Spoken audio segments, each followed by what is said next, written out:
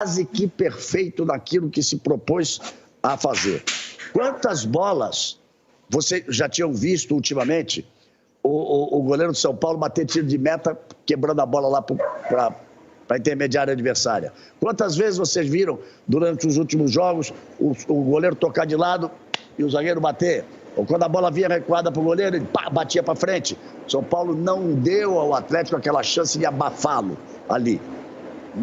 Mexida tática do Diniz. O São Paulo marcou em cima quando foi necessário. E depois, quando defendeu o placar, ele não estava defendendo o placar, as alterações dele foram sempre para buscar uma possibilidade do contra-ataque para matar o jogo. Foi um São Paulo que abre 7 pontos de vantagem para o primeiro, 8 pontos para o segundo e começa a ter direito de olhar o título lá na frente. Olha, prova de que eu não entendo nada de futebol, Carlos Cereto, que quando saiu a escalação, eu falei, Tietê? Mas como assim o São Paulo vai jogar com o Tietê no lugar do Luciano? Tietê não é volante, Tietê não é lateral direito. E aí vem o jogo e, assim, foi um mini carrossel tricolor, cara. Com o Brenner na frente e todo mundo virando o segundo atacante. Ora o Igor Gomes, ora o Tietê quando tinha que marcar, ora o Sara. Impressionante como o Atlético não soube o que fazer diante das soluções que o Diniz arranjou, Carlos Cereto. O Tietê foi a carta na manga do Fernando Diniz, porque é um jogador de confiança dele. E vou dizer uma coisa para você. Lembra do multi-homem? O Tietê fez ontem o milagre da multiplicação. Ele estava em todos os lugares do campo, cara. Todos os lugares do campo. Então ele não fez só a marcação na saída de bola do adversário. Você viu o primeiro gol do São Paulo? Ele sai, ele dá a arrancada para dar o toque para o Igor Gomes fazer o gol do São Paulo. Ele faz a marcação, ele faz a flutuação entre as linhas do adversário, ele faz a triangulação com o Gabriel Sara, com o Igor Gomes, com o Daniel Alves. Nesse caso, não é triangulação, né? Porque você tem 4 jogadores. Mas, enfim, ele tabela com todo mundo, ele dá opção, ele é volante, ele é meia, ele é 5, ele é 8, ele é 9, ele é 11, ele é 7. Nossa, ele é um grande jogador. Mas não é o titular do São Paulo, né? Ele hoje é titular do São Paulo. Ele é a carta na manga do Fernando Diniz, que surpreendeu o Sampaoli na escalação, porque todo mundo estava esperando, como você disse, ou o Pablo, que seria a alteração mais óbvia no lugar do Luciano, mas o Pablo não tem a confiança nesse momento da torcida do São Paulo, não passa por um bom momento, ou o Vitor Bueno,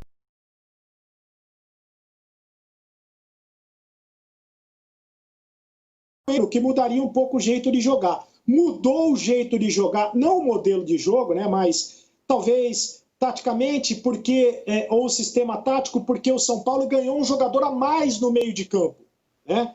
O São Paulo ganhou um jogador a mais em todos os lados do campo, e acho que isso foi a grande diferença. O Galvão citou as alterações e vão mostrar como o Diniz, impressionante, cara, ganhando o jogo, as alterações foram todas para mandar o São Paulo para frente. Ele colocou o Vitor Bueno no lugar do Tietê. Aliás, o Tietê levou o 3º cartão amarelo, não joga a próxima partida. Ele colocou o Pablo aos 38 do segundo tempo. Para mim foi para até não magoar muito o Pablo. Ó, Pablo, vai lá e joga. Colocou o Toró no lugar do Sara e o Hernanes no lugar do Igor Gomes. E aí o campinho final ficou assim, com o São Paulo que em nenhum momento abdicou de buscar o gol, o tempo inteiro atacou, o tempo inteiro. Ô Paulo Nunes, olha para a lente da verdade aqui, meu velho. Você que é atacante, defende os atacantes. Quando saiu a escalação do São Paulo com o Tietê, você na hora entendeu o que queria fazer o Fernando Diniz? E como é que você viu esse duelo tático? Quem diria, hein? O homem que viria ao Brasil para ensinar como é que se joga futebol junto com o Jorge Jesus, o Sampaoli, foi engolido pelo Fernando Diniz ontem. É verdade, gozado que eu venho falando isso faz tempo. Foi engolido. Fala, Paulo, olha para a gente da verdade, Paulo Nunes. Olhar e assim, e essa informação ela veio à tarde, né? Então não foi uma surpresa. Nosso grande amigo André Hernan já deu ela, eu acompanhei até no Instagram do André Hernan, e com certeza o Sampaoli também já tinha essa informação. E, na minha opinião, foi a sacada corretíssima do Diniz. Não por depois do jogo, porque depois do jogo é fácil a gente comentar, mas porque é as características do time do Fernando Diniz. O Fernando Diniz não tem na frente Tanto que o time dele, ele mudou, e essa é a diferença do Fernando Diniz, que ele encaixou a sua maneira de marcar. O Fernando Diniz tinha esses mesmos problemas que o Sampaoli tem, e o Sampaoli não sabe. O Sampaoli não consegue fazer o time dele marcar. O Sampaoli acha que o futebol é só jogar, não importa a marcação. E o São Paulo, se você ver os gols do São Paulo, a marcação em cima do Igor Gomes no primeiro gol, ela é inexistente. O Igor Gomes ajeita o corpo, espera primeiro para bater, ninguém dá o combate, ninguém é agressivo na marcação. Você vê que o time do Atlético não consegue marcar, você vê a saída de bola. Então, assim, o São Paulo gosta de atacar, ele gosta de jogar o jogo, mas ele não joga o jogo que como o nosso grande amigo Muricy fala, 50% você marca, 50% você ataca. Você vê o Igor Gomes, ele ajeita o corpo para bater e ninguém chega. No segundo gol, a linha, né, de cruzamento, ninguém fecha a linha de cruzamento, os zagueiros do São Paulo, então assim, do Atlético, perdão. Então é muito fácil você atacar o time do São Paulo. Se você observar, a linha de cruzamento, ninguém fecha ela, a não ser o Guga no primeiro combate. Passa muito fácil entre dois zagueiros. Então, assim, é muito difícil. E aí, quando você coloca o Tietê, é porque é característica de marcação. Outra virtude do Diniz, que ele soube dar um passinho para trás e saber que ele precisava de jogadores assim, lá na frente, né? Porque aí joga o Luciano, joga o Brenner, que tem esse combate pós-perda de bola, que sabe ter essa marcação-pressão. E o Pablo, não é pela questão de estar jogando bem ou estar jogando mal também, é pelo que ele não tem essas características. Ele não é um jogador rápido, que tem sprint, que após perda de bola, corre atrás rápido do adversário. Então o Diniz soube muito bem aproveitar isso. A diferença do Fernando Diniz é essa. Ele deu 2 passos para trás, consertou seu setor defensivo, né, porque era muito exposto, como é o time do Atlético, que não tem, o São Paulo não consegue consertar, e aí melhorou seu lado ofensivo. Então é difícil você marcar o São Paulo. Agora, a facilidade que o Atlético dá para as equipes é muito grande. Tem um número que mostra muito, Galvão, ó. Só mostrar esse número aqui, ó. Números do jogo. Basta. Tem um número que mostra muito como a ideia do Diniz funcionou. Essa ideia de colocar o Tietê para marcar a saída de bola. Olha quantos desarmes o São Paulo fez no jogo. 19 desarmes. Mais que o dobro do Atlético. 19 desarmes. O Atlético não respirou na partida. Teve mais posse de bola, o que até é raro para um time do Diniz permitir que o seu rival tenha mais posse de bola. Mas porque ele jogou diferente. Exatamente, jogou diferente ontem, sufocando o Galo. E para mim, esse número é o número que explica tudo do que rolou ontem. 19 desarmes do São Paulo contra 9 do Atlético. Fala, Galvão. E a posse de bola não significa que você vai ganhar o jogo, se você não criar as oportunidades. Quantas vezes o Keno driblou o Juanfran ontem? Quantas? Acho que nenhuma. Nenhuma. Talvez tenha sido o primeiro jogo que o Keno não levou vantagem em cima do lateral. A marcação do Juanfran, a experiência do Juanfran, me lembrou o Carlos Alberto. O Carlos Alberto dizia o seguinte, vou dar bote no cara para quê? Para tomar o drible? O Capita. Eu vou dando campo a ele, vou dando campo a ele, vou dando campo a ele, vou dando campo a ele. Quando ele vê, ele não tem mais por onde jogar. Ele tem 3 coisas marcando ele. Ali a lateral, ali ele fundo e eu. Então o Juanfran conduziu ali o Keno, perdeu a jogada com o Keno por um lado. Por quê? Porque o Diniz, ele ajustou o time dele. Se a gente voltar nas escalaçõezinhas, botar inicial e botar do fim, você vai ver a diferença do que ele fez. Quer ver? Vamos lá, a primeira, o quadrinho lá da escalação inicial dele. Que vai dar um 4-2-3-1, né? Você vê que o Dani Alves é volante, porque ele já tinha, há algum tempo, ele já trouxe o Dani Alves um pouco aqui para trás. Estava ali junto com o Leão, com o Luan. Então tem o Sara, tem o Tietê, que fica nessa marcação, mas tem velocidade, e o Igor Gomes, que quando faz o gol corta da esquerda para o meio. Agora, e o Brenner lá na frente. Agora vamos para a segunda escalação que você montou, que a produção montou. Isaac, vamos lá para a segunda escalação que você montou. Quando ele traz o time mais para trás, que ele fecha as 2 linhas de 4 ali na frente da primeira área, o que ele faz? Traz o Dani Alves para frente, bota a potência de jogo do Hernanes ali junto com o Luan. O Vitor Bueno não é um 4-2-2-2, né? É um 4-3-3. Porque o Vitor Bueno vai lá para a esquerda, é de lá que ele faz a jogada no cruzamento para a entrada do... Quem é que fez o segundo gol mesmo? que faz o toque. Sara. Era o Sara não tinha saído. O Sara ainda estava aí nessa escalação. Mas quando ele bota o Pablo e o Toró, ele passa a ter dois atacantes.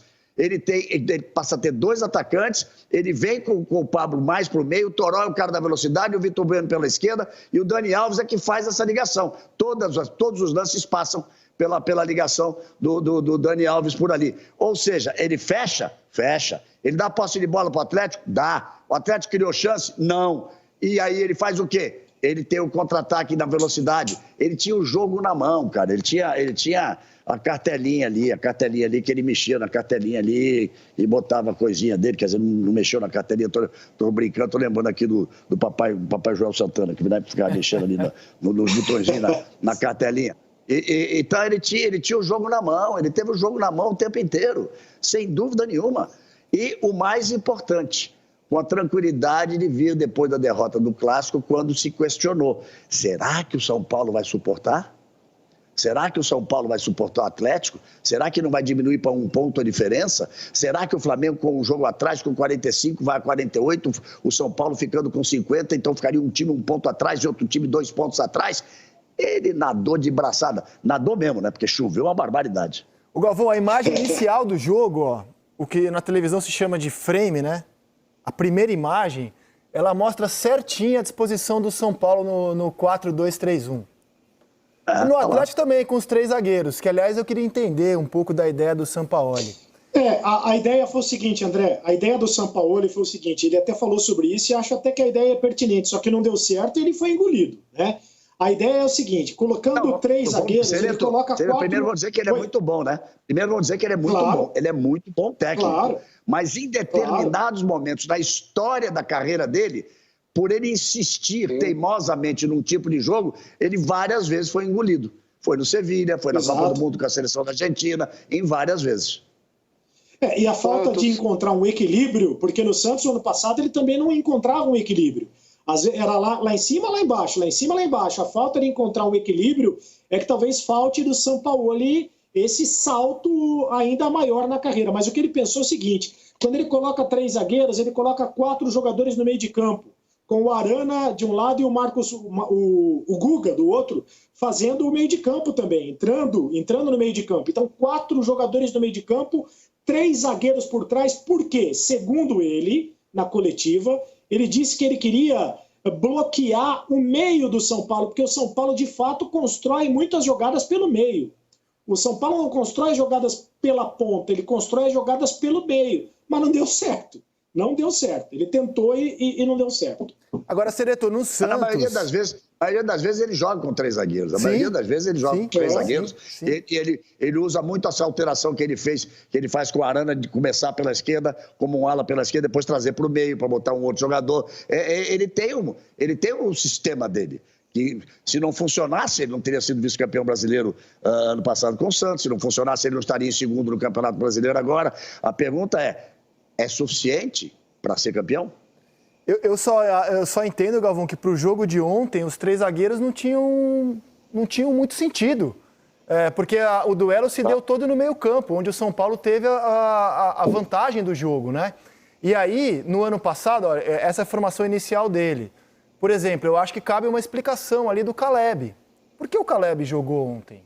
E tem um bastidor também para falar sobre isso. O Caleb no meio, né? Sim, o Caleb no meio, exatamente. Ali ele está como atacante, ele jogou no meio campo. No Santos, ele tinha menos brinquedinho, né? Ele tinha menos brinquedo. A alteração dele era o Jorge, às vezes o Jorge fazia um terceiro zagueiro, ele tinha menos peças. As mudanças dele eram mais na defesa, pontuais, assim, às vezes tirava o Vitor Ferraz e tal. No caso do Galo, ontem ele deixou, já faz um tempo já, o Natan no banco, o Alan Franco no banco, o Zarate no banco. Os armadores dele não estão rendendo o que já renderam nesse mesmo campeonato. E ele fez essa aposta no Caleb, que claramente não deu certo, Paulo Nunes. André, o que mais me incomoda também, que eu fico assim, observando, é que a gente sabe que o Atlético está jogando final de semana. Ele tá tendo uma semana inteira para trabalhar, né? E o trabalho do São Paulo e todos já sabem exatamente, desde o ano passado. Ele sempre tem a semana inteira para trabalhar. E assim, a gente sabe do trabalho do São Paulo, só que a gente tem que criticar na hora que tem que criticar. não é um time confiável, você não sabe quando o Atlético vai jogar. Hoje o Atlético vai jogar bem, você não sabe. Ele pode jogar bem, como ele pode jogar muito mal. Ele pode ser muito agressivo em um jogo e ser muito exposto no outro. E assim, o que me incomoda é essa intensidade em que o time tem a semana inteira para trabalhar, a semana inteira para descansar os jogadores, e você vê um Atlético caindo de rendimento na parte física, que é uma coisa absurda. Enquanto o São Paulo está jogando jogos importantíssimos, né, cansativos emocionalmente, né, cansatismo fisicamente, o Atlético está descansando. E esses 3 zagueiros, eu também estou com você, André. Quando você tem 3 zagueiros e perde o meio-campo, que foi a ideia do São Paulo, você fica com inferioridade numérica à frente. Como é que você vai atacar e se a recomposição sua não é rápida, não é intensa? É aquilo que a gente sempre fala, fica muito exposto. É um treinador que joga o jogo como se não tivesse que marcar ninguém. E aí, quando você pega um time igual o São Paulo, meu amigo, você não consegue se cuidar, não consegue marcar, o São Paulo vai atacar porque sabe jogar. Põe a classificação do Campeonato Brasileiro, diretor, por favor, porque o Atlético faz uma campanha super boa, mas é um time com um número de derrotas bem elevado na competição, viu? Bem elevado de derrotas. Se não me engano, são 8 na competição. 8 derrotas na competição. O São Paulo tem 3 derrotas só. Então, assim, é um time que está em segundo lugar, mas já perdeu 8 vezes na competição. Isso é um negócio que ilustra o que a gente está falando, né? É uma no cravo e outra na ferradura, o Atlético. E o Galvão citava a exibição do São Paulo domingo. A gente ficou com a dúvida, será que o São Paulo está cansado? O Daniel Alves tinha feito um jogo muito ruim em Itaquera. Será que o São Paulo vai aguentar a sequência, já que o Diniz, ao contrário do Sampaoli, ao contrário de outros técnicos, não mexe no time, o São Paulo vai aguentar essa toada? E aí os jogadores deram uma resposta impressionante. Vamos colocar no telaço os personagens que a gente selecionou do jogo. Esses foram os que a equipe do Seleção considerou os principais jogadores do São Paulo na partida. O Galvão já citou o Juanfran, a gente concorda, que atuação do Juanfran. O Arboleda fez um jogo também impecável, como fez bem para o Arboleda do banco, né? Ele voltou contra o Bahia, tem 4 jogos seguidos e tirando a atuação contra o Corinthians, os outros 3 ele foi excelente. O Daniel Alves fez uma partidaça ontem, botou a bola embaixo do braço, comandou o time. O Igor Gomes jogou super bem. Ele vem jogando muito bem, Ezequiel. Ele vem jogando muito bem. O Daniel vem jogando... Quando o Diniz mexeu um pouquinho na posição dele, ele voltou a jogar muito bem. Lembra que a gente está dizendo, será que ele não está cansado? Será que ele está precisando de descanso? Ele teve uma fase não tão boa. O Diniz trouxe ele um pouco mais atrás, fez a bola passar... Ele não correr com a bola passar por ele fazer a bola correr. Ele vem jogando muitíssimo bem há vários jogos. Não foi bem contra o Corinthians, porque o São Paulo inteiro não foi bem, né? Mas vocês escolheram muito bem aí os jogadores de destaque, sem dúvida nenhuma. Esse painel aqui, cara, assim... O Juanfran é um jogador que, no Brasil, a gente meio que torce o nariz para ele, porque a gente está acostumado a ver laterais ofensivos. Leandro, Jorginho, Capita, Cafu, né? Jogadores que chegam muito na linha de fundo. O Juanfran é de uma outra escola. Ele é um lateral europeu, jogador que defende. E ontem ele defendeu pra caramba. O Arboleda, meu Deus, o que jogou o Arboleda ontem? Quem chamou? Foi o Paulo? Fala, Paulo. Isso. Só para colocar mais uma pimentadinha aí no que o Galvão disse, o Daniel Alves, além de estar jogando barbaridade, né, ele ocupa espaços, ele abre espaços, né, com seus passes, mas o que me chamou a atenção, se pudesse, eu não sei se pode, vou quebrar o Miguel aí, no terceiro gol do Toró, o que me chama a atenção é a força que ele está, né? O Toró faz o gol, vai comemorar o gol, ele vai lá no Toró sozinho, com uma alegria, com uma força, chamando o grupo, isso está fazendo 3-0. Isso me chamou muita atenção, porque é um jogador muito vitorioso e que ainda sente o prazer da vitória, né? E isso é importante demais, você ter um jogador como o Daniel Alves, o tamanho que ele é, e tendo esse fogo ainda, né? Essa vontade de vitória, essa vontade de vencer. E você vê que ele tem um grupo na mão, ele vai sozinho no Toró, chama todos os jogadores do São Paulo para comemorar junto. Isso me agrada muito no jogador. Isso mostra como esse jogador está querendo muito esse Campeonato Brasileiro. Por isso ele é o Daniel Alves, por isso ele é o cara com o maior número de títulos da história do futebol mundial. Ele tem essa gana, essa vontade. Eu duvido que ele não está pensando no Catar. Eu tenho certeza que ele está... O Tite fugiu, que nem o diabo foge da cruz aqui, na bela entrevista Aliás, parabéns pela entrevista. Depois eu quero só falar só uma maldadezinha, né? Que quando o Led perguntou a ele, os dois, o melhor jogador do futebol brasileiro, aí ele citou dois, né? Aí ele citou o Marinho, né? E uma barbaridade que o Marinho está jogando. Mas se citou o Marinho com tanta firmeza e tão rapidamente, por que nunca convocou o Marinho, né? Então, esse é um outro assunto. Vamos para lá. Mas o Daniel está pensando sempre para frente. O Daniel tem um físico privilegiado, que ele leva uma vida muito boa.